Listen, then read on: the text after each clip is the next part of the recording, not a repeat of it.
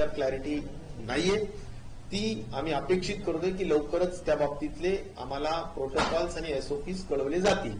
त्यानंतर तोही कार्यक्रम आम्ही निश्चित प्रकारे राबूया. सर, बरेच असं ऐकिवात आहे की बरेचसे आपले डोस जे आपल्याकडे लसीचे आलेले आहेत ते लवकरच एक्सपायरी होणार आहे. तर असे किती डोस आपल्याकडे आहेत जे एक्सपायरी होणार आहेत, आणि त्याच्या आधी जर काही निर्णय नाही झाला तर मग ते डोस वाया जातील का? नाही, मला असं वाटतं की शक्यतो जे जे काही डोसेस आलेले आहेत ते वापरलेच जावेत या दृष्टिकोनातूनच आपला प्रयत्न आहे. कारण हा शेवटी नॅशनल वेस्ट आहे आणि ते महाराष्ट्र तरी कधीही होऊ देणार नाही. त्यामुळे जेवढं काही आपल्याला त्वरेने जे काही लोक राहिलेले त्यांची लाईन लिस्ट काढण्यात आलेली आहे. गाववाईज आशा वर्कर्सला आणि सीएचओज म्हणजे कम्युनिटी हेल्थ ऑफिसर्सला, डॉक्टर्सला ह्या दिलेल्या आहेत आणि त्यांच्याकडे घरोघर जाऊन ते आपण वॅक्सिनेशन करण्यासाठी त्यांना काउन्सिलिंग करतो आहोत, त्यांना समजावून सांगतो आहोत आणि लवकर वॅक्सिनेशन करण्याचा प्रयत्न करतो आहोत. तसंच सेकंड डोसचं सुद्धा आपल्याजवळ लिस्ट आहे आणि त्या लिस्टला जे लोक ड्यू झालेले आहेत त्यांना मेसेज पण जातात, त्यांना कळवलं पण जातं आणि त्यांना काउन्सिलिंग करून घेण्याचा प्रयत्न पण केला जातो.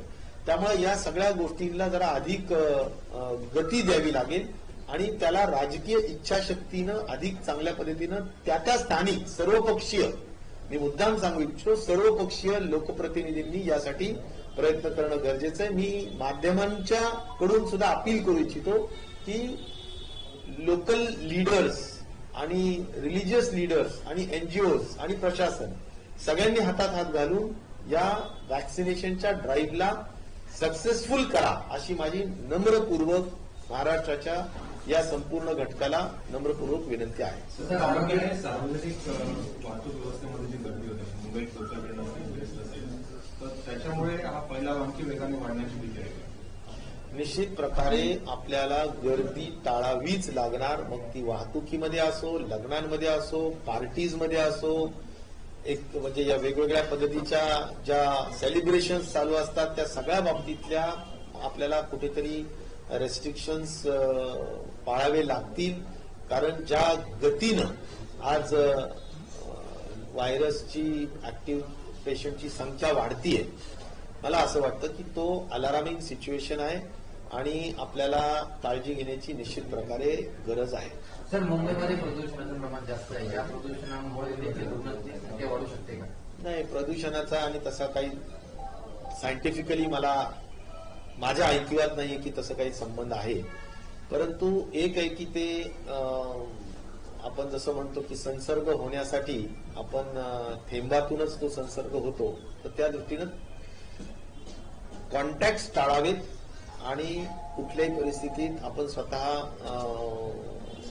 इतरांना संसर्ग होणार नाही या दृष्टिकोनातून मास्क आणि सोशल डिस्टन्सिंग आणि हँड सॅनिटायझिंगच्या गोष्टी अधिक प्रभावीपणे जगभरामध्ये त्याचा परिणाम चांगला जाणवतो. सर, ओमायक्रॉनची जी लक्षणं आहेत ती कमी दिसत आहेत, म्हणजे तेवढी जेवढी आपल्याला पहिल्या कोविडमध्ये दिसत होती तेवढी नाहीये. तर क्वारंटाईन पिरियड कमी करण्याबाबत काही चर्चा सुरू आहे का? कारण 7 ते 14 दिवसाचा क्वारंटाईन पिरियड आपल्याकडे आहे. इतर देशांमध्ये तो कमी केलेला आहे, त्याच्यामुळे रुग्णखाटा सुद्धा त्वरेने रिकाम्या होऊ शकतील. क्वारंटाईन पिरियडच्या संदर्भात जे आयसीएमआर सांगेल ती पूर्व दिशा असते. कारण कुणाच्या तरी एका अथॉरिटीच्या अनुषंगाने देशामध्ये संपूर्ण कोविडच्या अनुषंगाने काम झालं पाहिजे. ते आयसीएमआर आणि भारत सरकारचा स्वास्थ्य विभाग म्हणजे आरोग्य विभाग त्यांच्या ज्या काही डायरेक्टिव्ह असतात त्यांच्या अनुषंगाने आपण कार्य करतो. त्यांनी त्यांच्याकडे निश्चित प्रकारे आपला हा जो काही क्वारंटाईन पिरियड कमी करण्याच्या संदर्भातली जी कदाचित इतर जगाच्या तुलनेतली जी मागणी आहे, निश्चित प्रकारे महाराष्ट्र शासनाच्या वतीनं आरोग्य विभागाच्या वतीनं आम्ही सांगू आणि तो जर का सायंटिफिकली त्याला बेस असेल की काही कमी करायचं तर ते पण निश्चित प्रकारे करतील. आम्ही त्यांच्या निदर्शनास आणून देण्याचं काम निश्चित प्रकारे करू. सर, आपण पहिल्या आणि सेकंड वेव्हमध्ये जेव्हा रुग्ण वाढत होते तेव्हा खासगी कंपन्या त्यांना आवाहन केलं होतं की वर्क फ्रॉम होम ही संकल्पना राबवावी. आता बहुतेक कंपन्यांनी कर्मचाऱ्यांना कामावर बोलवण्यास सुरुवात केली. आता पुन्हा एकदा रुग्ण वाढत आहे, तर तुमचं हे आव्हान असं का खासगी? मला असं वाटतं खासगी क्षेत्राच्या कर्मचाऱ्यांनाच फक्त हे करून नाही चालणार, तर आपल्याला ओव्हरऑलच सिच्युएशन जर डबलिंग रेट इतका झपाट्याने वाढत असेल तर काळजी घेण्याची गरज आहेच. आणि आता मी सांगतो काय की दिल्लीमध्ये अनेक ठिकाणी ह्या सगळ्या रेस्ट्रिक्शन्स लागलेल्या आहेत आणि अनेक राज्य या सगळ्या बाबतीत आता लक्ष ठेवून आहे. केंद्र सरकारची सुद्धा टीम आज महाराष्ट्रामध्ये निश्चित प्रकारे सगळीकडे 2-3 दिवसाचा दौरा त्यांचा केला जातोय आणि या सगळ्याच गोष्टी ते तपासतायत की वॅक्सिनेशनचा ड्राईव्ह कसा केला जातोय, ओमायक्रॉनचा काय परिस्थिती आहे किंवा प्रिपरेशन कसं आहे. या सगळ्याच अनुषंगाने मी एक नक्की सांगेन की वेव्ह जरी असली तरी सुद्धा महाराष्ट्राचं आरोग्य विभाग हे संपूर्णतः beds, hospital, doctors, paramedical staff, medicines आणि संपूर्ण जो काही ट्रीटमेंट प्रोटोकॉल या सगळ्या अनुषंगाने आपण तयारीत आहोत. त्यामुळे असं घाबरून जाण्याचं काही कारण नाही हे सुद्धा मी अतिशय नम्रतापूर्वक सांगू इच्छितो. फक्त काळजी घ्या हा मात्र माझा जाणीवपूर्वक या निमित्ताने सूचना असणार आहेत. कारण डबलिंग रेट हा निश्चित प्रकारे खूप जास्त आहे. लॉकडाऊन संदर्भात आपण काही निकष ठेवलेले आहेत की बाबा ऑक्सिजनची एवढी मागणी वाढली की आपण लॉकडाऊन ठेवायचं, त्या संदर्भात आता काय आपला विचार? नाही तर हे 700 मेट्रिक टन पर्यंत जर ऑक्सिजनचा थप गेला की मग आपण लॉकडाऊन करतो. ही जी काही नोटिफिकेशन मध्येच आपण मागच्या 6 महिन्यापूर्वीच मला वाटतं ही अट घालून ठेवलेली आहे आणि त्यामुळे त्या अनुषंगाने आपण काम करतो. पण आज ऑक्सिजनच्या बाबतीतली निकड अजिबात नाहीये किंवा ऑक्सिजन लागतंय अशातले काही पेशंट्स नाहीये, पण संख्या मात्र वाढतीये एवढंच मात्र सध्याचा विषय आहे. सर, आरोग्य विभागाकडनं एक पत्र दिलं होतं केंद्रीय आरोग्य विभागाकडे की जे परदेशातून जे येणारे विमान आहे त्यांना कुठे थांबवावं अशा पद्धतीचे पत्र त्याला काही उत्तर आले आरोग्य विभागाने? नाही, त्यांनी तसं काही सिव्हिल एव्हिएशननी कळवलेलं नाही. मात्र त्यांच्या ज्या काही सूचना येतील बाहेरच्या परदेशातील विमानांच्या संदर्भात त्या आपण मुंबई एयरपोर्ट आणि सगळे इंटरनेशनल एयरपोर्ट पाळतील. सर, हिंदी में जानना चाहेंगे कि डबलिंग रेट जो 1 से 2 दिनों के भीतर हो रहा है, ये कितनी चिंताजनक बात है और सरकार इसको कैसे एक्शन प्लान कर रही है? देखिए, एक जरूर चिंता का विषय निश्चित तौर पर है कि संख्या एक्टिव रुग्णों की बढ़ रही है, एक्टिव पेशेंट्स की बढ़ रही है. जैसा कि अगर आप देखेंगे कि करीबन 20 दिसंबर को अगर आप देखेंगे तो 6000 थे. अभी हम 29 तारीख को 7 दिन में करीबन 12000 के दरमियान गए हैं. अभी रोजाना आंकड़ा 500-600 का रहता था, अभी 2000 के दरमियान आंकड़ा रह रहा है. तो इसका मतलब है 5 गुना ये संख्या रोज एक्टिव केसेस की संख्या बढ़ रही है. और इसमें हम टेस्टिंग कम कर रहे हैं क्या? बिल्कुल नहीं. अगर मुंबई का सोचेंगे तो मुंबई में 51,000 टेस्टिंग रोज हो रही है. तो 51,000 में 20 दिसंबर को अगर देखेंगे तो करीबन 300 के दरमियान केसेस आते थे. लेकिन अभी कल का आंकड़ा ये 2200 के दरमियान रहेगा. तो 2200 के दरमियान अगर कल का आंकड़ा रहेगा, जिसका अंदेशा हम आज कर सकते हैं कि भाई कल का आंकड़ा क्या रह सकता है, तो करीबन 7 गुना ये आंकड़ा बढ़ गया है. तो इसका मतलब है एक दिन 8 केसेस डबल हो रहे हैं और ये निश्चित तौर पर चिंताजनक बात है. और मुंबई का पॉजिटिविटी रेट अभी 4% हो गया है. तो 5% तक अगर पॉजिटिविटी रेट जाता है तो हम जब सेकेंड वेव में थे तब ऐसा ही कुछ 7-8-10 टक्के का पॉजिटिविटी रेट था. लेकिन 5 के आगे का पॉजिटिविटी रेट निश्चित तौर पर बहुत ही अलार्मिंग होता है. तो हमें रेस्ट्रिक्शंस के बारे में भी गंभीरता से सोचना पड़ेगा. टास्क फोर्स माननीय मुख्यमंत्री जी और स्वास्थ्य विभाग महाराष्ट्र शासन इनका एकत्रित मीटिंग निश्चित तौर पर आज या कल में माननीय मुख्यमंत्री जी के कन्वीनियंस से होगी और उस पे किस तरह से हम बढ़ते हुए एक्टिव केसेस का सामना कर सकते हैं, इसके बारे में स्ट्रैटेजी, इसके बारे में जो भी है प्लानिंग वो की जाएगी। फिर कुछ हद तक रेस्ट्रिक्शंस बढ़ाने का है क्या, वैक्सीनेशन ड्राइव और अच्छी तरह से किस तरह से हम कर सकते हैं, और रहा सवाल कोविड अप्रोप्रिएट बिहेवियर को भी और स्ट्रिक्टर मोड पे हम किस तरह से ला सकते हैं, यह हम विषय ऊपर चर्चा माननीय मुख्यमंत्री जी के मीटिंग में होंगी। ओमाइक्रॉन के हद तक 167 केसेस ओमाइक्रॉन के महाराष्ट्र में है, जिसमें 91 केसेस अभी निगेटिव होके उनको डिस्चार्ज किया गया है, और उसमें कोई भी डरने वाली बात नहीं है, कोई भी मृत्यु नहीं है, और बहुत सीवियर बीमार या हॉस्पिटलाइज हुआ है, ऑक्सीजन लग रहा है या आईसीयू है, ऐसी कोई बात हमें 167 केसेस में नहीं दिख रही है। रहा सवाल इसमें अभी जो सॉल्यूशंस है, एक कोविड अप्रोप्रिएट बिहेवियर है, सेकंड हम थोड़ा रेस्ट्रिक्शंस जितना जरूरी है उतना बढ़ाने के बारे में भी सोचना होगा।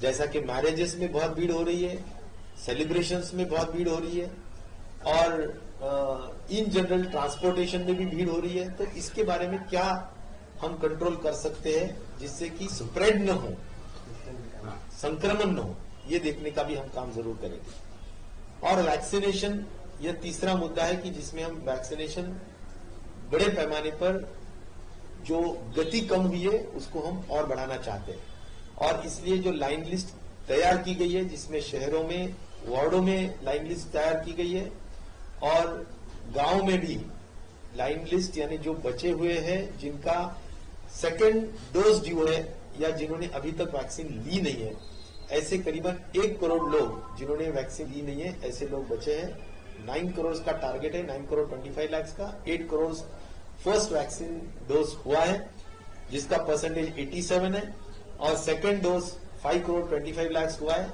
जिसका परसेंटेज 57% है। और हम चाहते हैं कि ये जल्द से जल्द पूरा किया जाए, और उसके लिए मैं अपील करना चाहता हूं ऑल पार्टी वर्कर्स को, जो लोकल वर्कर्स है, लोकल पार्टी लीडर्स है, हमारे जो भी गार्डियन मिनिस्टर्स है, हमारे जो आला ऑफिसर्स है डिस्ट्रिक्ट के, जो सभी प्रशासन को कोविड के हद तक और ज्यादा अच्छी तरह से एक्सेलरेट कर सकते हैं। तो ये वैक्सीनेशन का ड्राइव हमें एक्सेलरेट करना ये समय की मांग है, और हम इससे बहुत ही सीरियसली ले रहे हैं। मैं अपील करना चाहता हूं जो बचे लोग हैं उनको और हमारे सभी टीम लोगों को कि इसमें बहुत ज्यादा गंभीरता से लिया जाए। सर, इसमें सवाल ये है कि पर मिलियन हम सिर्फ 51,000 टेस्ट जो है वो मुंबई में कर रहे हैं। हालांकि मुंबई में नंबर्स जो है वो बढ़ रहे हैं। रबलिंग रेट की आपने बात की, 4% का हमारा रबलिंग रेट हुआ है। ये एक सवाल है, तो क्यों कम केसेस टेस्ट हुए? दूसरा, जैसे आपने कहा कि 8 लाख हम लोग डोसेज हर दिन देते थे, वो 5 लाख हो गए हैं। ये कम होने के क्या रीजन है और क्यों किए गए ये? देखिए, टेस्टिंग के हद तक हम कम करने का कोई वजह नहीं है, हम टेस्टिंग तो बढ़ा रहे हैं। हम तो ये बोल रहे हैं कि 51, अभी तो देखो करीबन 1000 केसेस कल थे, तो 1100 केसेस में हमने 51,000 टेस्टिंग की है।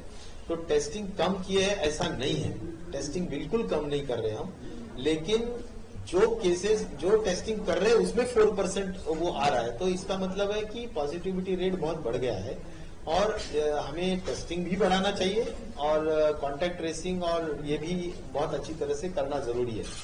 तो इस तरह से मुझे लगता है कि ये जो केसेस जो बढ़ रहे हैं, तो उसके लिए हमने जो रेस्ट्रिक्शंस, कोविड अप्रोप्रिएट बिहेवियर और वैक्सीनेशन, इसके ऊपर ज्यादा अमल करना जरूरी है। भीड़ जो बढ़ रही है लगातार मार्केट्स में या सामने 31 है, भीड़ बढ़ रही है, उसको रेस्ट्रिक्शन को लेकर क्या है? और भीड़ कोविड अप्रोप्रिएट बिहेवियर का पालन जो नहीं हो रहा है, निश्चित तौर पर देखो पेनल्टीज की गई है, पेनलाइज कर रहे हैं, कितना तो भी फाइन मुंबई महानगर पालिका ने इकट्ठा किया है, पुलिस ने इकट्ठा किया है। लेकिन अभी ऐसा है कि ये जो माइंडसेट है, ये माइंडसेट की भी एक दुरुस्त होने की जरूरत है और उसको सभी लोगों ने गंभीरता से लेने की निश्चित तौर पर जरूरत सर, है। पब्लिक ट्रांसपोर्ट की बात करी आपने, बहुत सारे पब्लिक ट्रांसपोर्ट हैं जिसे भीड़ आमतौर पर अभी देखी जा रही है और कुछ राज्यों ने ऐसा किया है कि जो डबल वैक्सीनेटेड हैं उनको ये अलाउ किया जाता है। यहाँ सिर्फ मुंबई में जो डबल वैक्सीनेटेड है उसमें ट्रेन में आने की अनुमति, क्या इस तरह के स्टेप्स लिए जाएंगे कुछ पब्लिक ट्रांसपोर्ट बसेस और बाकी जो वगैरह है? देखो, संक्रमण रोकने के लिए जो भी कुछ जरूरी है वो लेने का काम महाराष्ट्र शासन करेगा और वो जनरल जनता के हित की बात है, इसलिए जनरल जनता के हित की बात जो भी सही है वो करने में माननीय मुख्यमंत्री जी निश्चित तौर पर बहुत ही गंभीर है और वो निश्चित तौर पर इस डिसीजंस का अमल जो जरूरी है उसका अमल करने के लिए बिल्कुल कोशिश लॉकडाउन लगेगा क्या? आपका देखो, जब क्योंकि लोग देखिए आप कह रहे हैं कि जो हित में होगा वो करेंगे, लेकिन इसका मतलब है आज लॉकडाउन की जरूरत नहीं है, जब तब जरूर देखा जाएगा, लेकिन आज जरूरत इतनी है कि हमने हमारा माइंडसेट कोविड अप्रोप्रिएट बिहेवियर का बिल्कुल स्ट्रिक्टली रखना चाहिए और उसका अमल सीरियसली करना चाहिए। आर्मी में इस तरीके से केसेस बढ़े तो वहां पर बहुत सारे रिस्ट्रिक्शन दिया दी गई, 50% ट्रेन में या फिर बसेस में या जो भी रिस्ट्रिक्शन, उस तरीके के रिस्ट्रिक्शन पर हम कब जा रहे हैं? नहीं, देखिए, इसके बारे में ही माननीय मुख्यमंत्री जी टास्क फोर्स और स्वास्थ्य विभाग के हमारे सभी आला ऑफिसर्स मीटिंग्स लेंगे, आज या कल में लेंगे और रेस्ट्रिक्शंस के बारे में और इन जनरल क्या स्ट्रैटेजीज, बढ़ते हुए संख्या और डबलिंग रेट जो बढ़ा है और पॉजिटिव रेट जो बढ़ा है, पॉजिटिविटी जो बढ़ी है, इसके बारे में क्या स्ट्रैटेजी करना जरूरी है, अन्य राज्यों ने क्या किया है, देश में और अन्य दुनिया में भी अन्य देशों में क्या हो रहा है, इसके बारे में बहुत ही सीरियसली चर्चा होके एनालिसिस करके इसके बारे में जो भी है सही डिसीजन लेने का कार्य ये 1-2 दिन में किया जाए। सर, पुण्यात एक घटना समोर आली, 30 विद्यार्थ्यांना फूड पॉइझनिंग ओमिक्रॉन के खतरे दिल्ली और महाराष्ट्र में लगभग सेम नजर आ रहे हैं। येलो अलर्ट वहां पे जारी कर दिया गया है, डीमार्ट सारी चीजें बंद कर दी। तुरंत बैठक से पहले सरकार इस तरह के निर्णय लेगी कि सिनेमा जहाँ पे भीड़ होती है मुझे लगता है बंद कर देगा। जहां जहां भीड़ हो रही है, फिर वो मैरिजेस हो, फिर वो मॉल्स हो, तो रेस्टोरेंट्स हो, सेलिब्रेशंस हो, तो ये अपने को रोकने का काम या उसमें निश्चित तौर पर संख्या कम हो या संक्रमण नहीं हो, इसके जो भी सॉल्यूशंस हो सकते हैं वो हम निश्चित तौर पर करेंगे, क्योंकि संक्रमण रोकना है, यही हमारे आज का मुख्य मुद्दा रहेगा और जल्द ही माननीय मुख्यमंत्री जी मीटिंग लेके इसके ऊपर डिसीजन लेंगे। Thank you. आरोग्य विभागाचा गट असे दोन्ही पेपर फुटले, नासा कंपनीचे अधिकारी त्याच्यात सहभागी आहेत. पुणे पोलीस आयुक्तांनी त्याची माहिती दिली आहे. तुम्ही काय माहिती घेतली? मला असं वाटतं की पोलीस विभागाच्या वतीने काल माननीय गृहमंत्री दिलीप वळसे पाटील साहेब यांनी फार सविस्तर सांगितलेलं आहे की गट क असेल, गट ड असेल, गट क च्या बाबतीत सुद्धा आरोग्य विभागाने गव्हर्नमेंटच्या वतीनं नुसतं गट ड च्याच बाबतीत एफआयआर नाही नोंदवला, तर गट क च्या बाबतीतला सुद्धा एफआयआर नोंदवलेला आहे. आता पोलीस विभाग जे काही शोध लावेल, करेल, त्या सगळ्या संदर्भाने पुढील ज्या काही कार्यवाही असतील त्या केल्या जात असतात आणि त्यामुळे मला असं वाटतं की पोलीस रिपोर्टच्या अनुषंगाने पुढील या संबंधितला निर्णय माननीय मुख्यमंत्री, उपमुख्यमंत्री आणि स्टेक होल्डर्स, जे काही स्टेक होल्डर्स आहेत, अक्षरशः आमची विचार आहे की यामध्ये सगळ्या स्टेक होल्डर्सला विश्वासात घेऊन आम्ही योग्य तो निर्णय घेण्याच्या दृष्टिकोनातूनचा प्रयत्न करू. सर, एक आखिरी सवाल पूछूंगा कि इससे पहले हम स्कूल शुरू करने के लिए हमने देखा था कि सरकार फूट कर कदम ले रही थी क्योंकि बच्चों के ऊपर उसका असर नहीं होना चाहिए. अहमदनगर में अभी देख रहे हैं हम कि 70 से 80 बच्चे एक ही स्कूल के पॉजिटिव आए. तो स्कूल को लेके, महाराष्ट्र के पूरे स्कूल्स को लेके या फिर से एक बार जैसे सिचुएशन बढ़ रही है खास करके मुंबई जैसे शहर में, क्या राज्य सरकार इसके ऊपर फिर से एक बार निर्णय लेगी?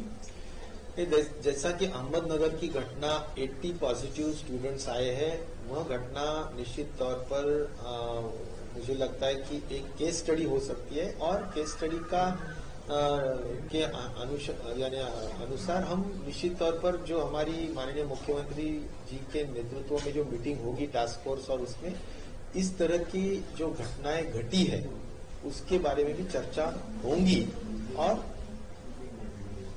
वो केस स्टडी के माध्यम से अगर कुछ निर्णय लेना है उसके बारे में तो वो निर्णय सोच के लिया जाएगा। आज एकदम जल्दबाजी से निर्णय लेना ठीक नहीं है, उसके बारे में टोटल सोच के निर्णय लिया जाएगा। सर, शाळेच्या बाबतीत फक्त मला सांगा, 1ली ते 7वीच्या शाळांबाबत आपण काही ठोस निर्णय घेतला का? 8वी ते 12वी? शाळेच्या बाबतीत माझं एवढंच सांगणं आहे की काही ठिकाणी शाळामध्ये मुलं पॉझिटिव्ह आल्याचं अहमदनगर वगैरेच्या ठिकाणी कळलंय, परंतु त्याची एक प्रॉपर केस स्टडी करून करावं लागेल, लक्षात घालावं लागेल। मुलांमध्ये खूप गंभीर आजार हा होत नाही, पॉझिटिव्ह जरी झालं तरी त्यांच्यामध्ये इम्युनिटी खूप स्ट्रॉंग असते आणि त्यामुळे त्यांचा आजार बळावत नाही किंवा गंभीरता निर्माण होत नाही। पण तरी सुद्धा त्यातले जे तज्ज्ञ आहेत, टास्क फोर्स आहेत आणि आमचा आरोग्य विभाग आहे, या सगळ्यांच्याच विचारविनिमयाने आणि आयसीएमआरचे काही डायरेक्शन्स आहेत का त्या सगळ्या संदर्भात, त्या सगळ्या बाबतीत माननीय मुख्यमंत्रीजींच्या बैठकीमध्ये आणि आमच्या आरोग्य आणि सगळ्यांच्या बैठकीमध्ये शाळेच्या बाबतीतला सुद्धा विषय जो आहे तो वाढत असलेली संख्येच्या अनुषंगाने काय मतं आहेत वेगवेगळ्या दृष्टिकोनातून, ते मतं लक्षात घेऊन योग्य तो निर्णय घेण्याच्या दृष्टिकोनातून 1-2 दिवसामध्ये आम्ही त्या ठिकाणी प्रयत्न करू। सर, शेवटचा प्रश्न, ज्यांनी डबल डोस घेतलेला आहे त्यांना ओमायक्रॉनची जास्त भीती आहे, असं काही आपल्या रिपोर्ट अजिबात नाही। 2 डोस घेतलेल्यांना अधिक सेफ आहे, भीती कुठलीही नाही आणि भीती कशाची बाळगू